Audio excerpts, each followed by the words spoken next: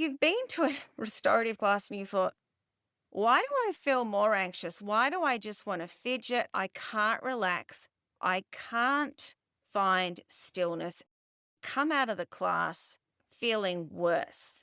If you've got someone who's suffering from major depression and just think they can just jump out of bed and do sun salutations, let's be real here. It's not going to happen. In the end, we want to finish our yoga class in that state of yoga, that oneness, pure consciousness, bliss of Sattva.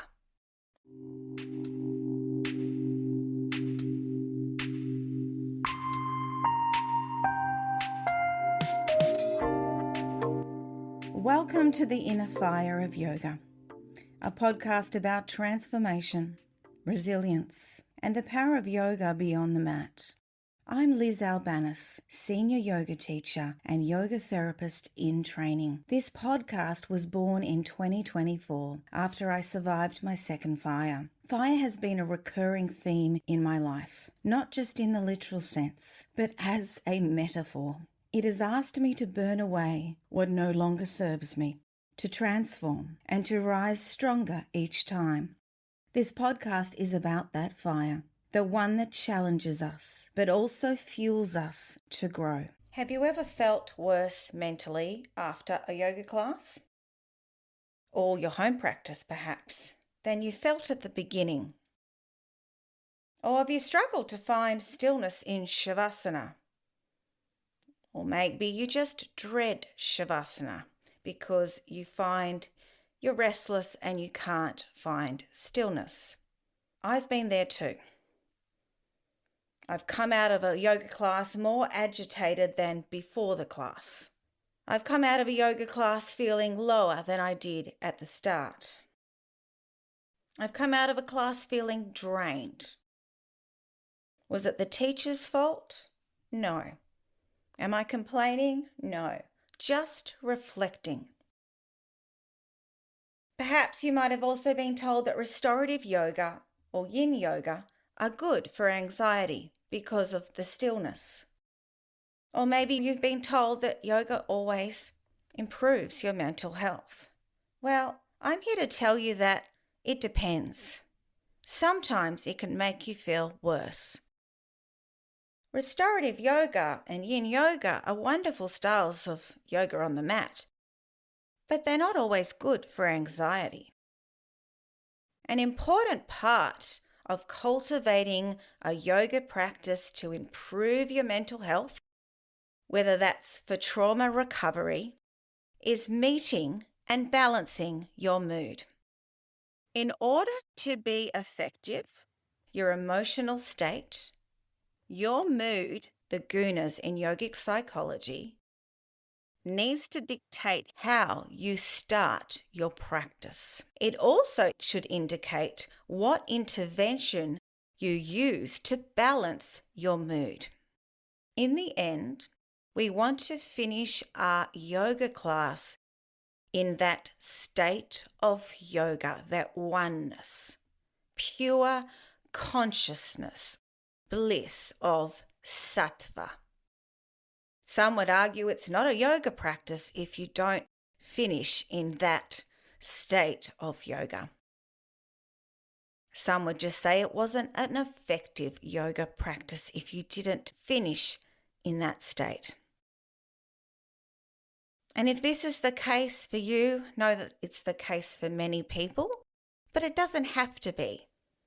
Meeting the mood is one of the foundations in life force yoga. Life force yoga was founded by Amy Weintraub. Now Rose Cress owns and runs it. Amy Weintraub is a pioneer in the world of yoga therapy, yoga and mental health. And she wrote a book called Yoga for Depression and equated yoga to Prozac in an article for Yoga Journal many years ago. And she's since written another book on yoga. And I'm so grateful to Amy Weintraub and Rose Cress for really ingraining this into me and explaining it so well. It's not always emphasized, even in one-on-one training like yoga therapy training. A brief explanation here, a really simple one, is with yoga psychology with the Gunas, the yogic states. We have rajas, which is energetic, anxiety-fueled depression, or just maybe anxiety. We have tamas, the low mood, depression, melancholia. And then we have sattva. Sattva is balanced, equilibrium.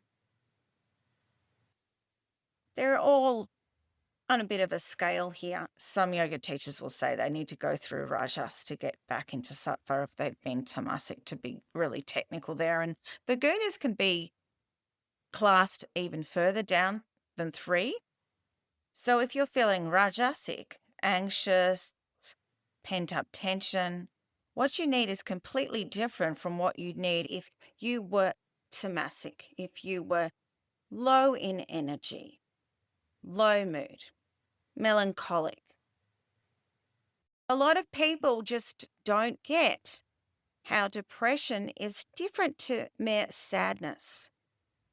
And there's a wonderful nutritional psychiatrist here in Australia at Deakin University in Melbourne called Professor Felice Jacka. She wrote a book called Brain Changer, and she equates depression to the Dementors in Harry Potter. How they suck all of the joy, all of the life out of you, and you can become numb. So depression is different. I was sad after my mother died. I was very sad, but I wasn't depressed. I was grieving. But I could go on with my day. It wasn't getting in the way of my life. I could get out of bed easily. But I was just sad that things were changing. She was no longer around. It was completely different to depression. Everyone's experience can be different as well. A person can be so depressed that getting out of bed is an absolute effort. Not only do they not have energy, the willpower to literally get out of bed. It's futile to say to them, just get out of bed and do some sun salutations and you'll feel better.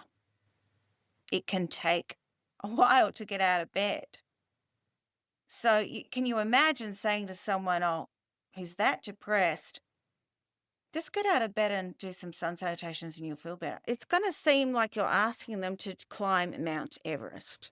It's not going to happen. It can be really hard to understand that if you've never suffered such depression. But I've been there many times over the last 30 or something years. And it can easily happen. It's very frustrating for those people around who cannot help the person. So if you've got someone who's suffering from major depression and just think they can just jump out of bed and do sun salutations, let's be real here. It's not going to happen. It's a completely different ballgame to just sadness. And I'm not saying sadness isn't tough, but it's different. So it just needs to be approached differently. So if we're in a tamasic state, we start off slowly and gently. A few examples of this could be yoga nidra. And if you have PTSD, a trauma-aware form of yoga nidra, and even if you suffer from mental health conditions, like you suffer from depression, just note that there are different styles of yoga nidra, and the original style is not always suited to people with trauma or depression and anxiety. They're not always trauma-informed. The I-rest practices, the life force ones stem from I-rest, are really great styles of yoga nidra that take into account mental health more than the original versions. There are some gentle lying forms of energetic pranayama that can be used to start a yoga practice with the tamasic state. And then there are some gentle yoga poses that can increase the heart rate and expand the heart center. May be a good solution to start off a tamasic practice. Now, on the other end of the spectrum, it's the opposite for someone who's anxious, not even on the verge of a panic attack per se, but just restless. They would be doing the exact opposite. Or someone like me who's got ADHD and hasn't had enough movement that day, they'll go to a restorative class and they will not feel the effects that you're supposed to get out of a restorative class. Relaxing and resting, renewing, replenishing, restoring.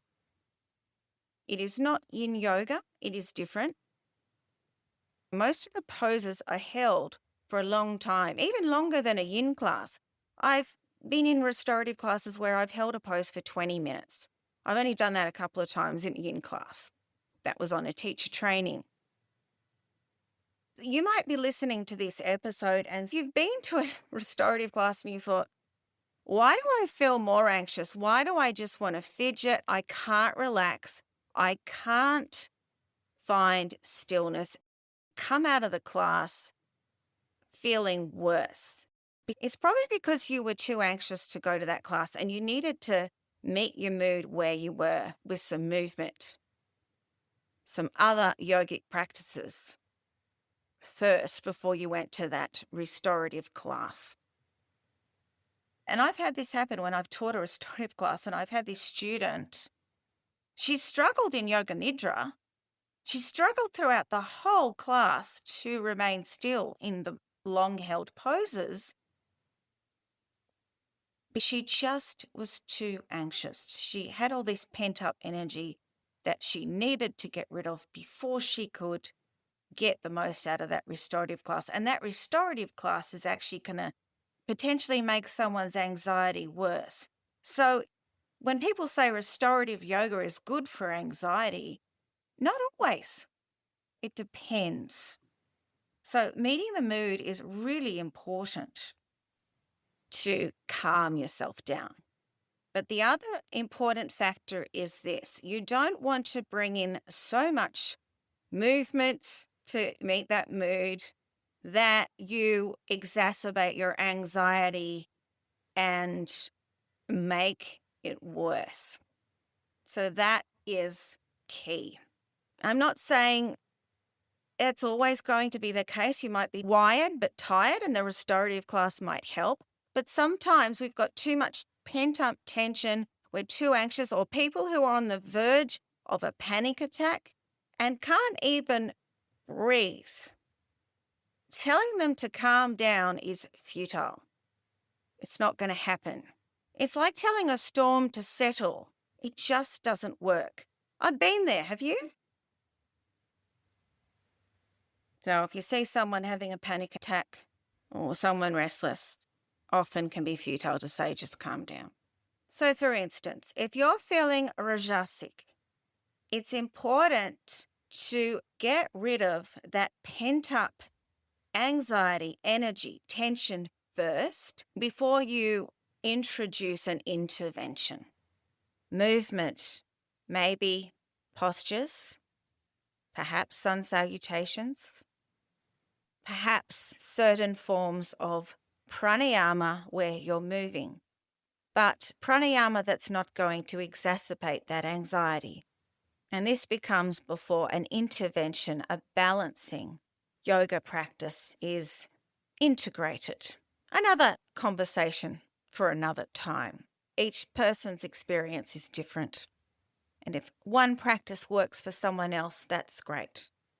Doesn't have to be the right practice for you. But you start to learn what works for you and what doesn't work as you become more familiar. And then it can change again as you get injuries or as you get older. If any of this resonated with you, know that you're not alone. Thank you for joining me on the podcast. I hope today's episode has left you feeling inspired and informed and empowered to take meaningful steps towards your well-being. If there's a topic you'd like me to cover, or if you'd like to share your story, I'd love to hear from you. Just fill in the form on the podcast page of my website. Your voice is an important part of this journey. I want this podcast to reflect the conversations that matter most to my listeners. If today's episode resonated with you, please share it with someone who might benefit from these conversations. Don't forget to subscribe. It helps grow this incredible community of resilience and support. Until next time, take care of yourself and never forget the power, the possibilities of a regular yoga practice. See you soon.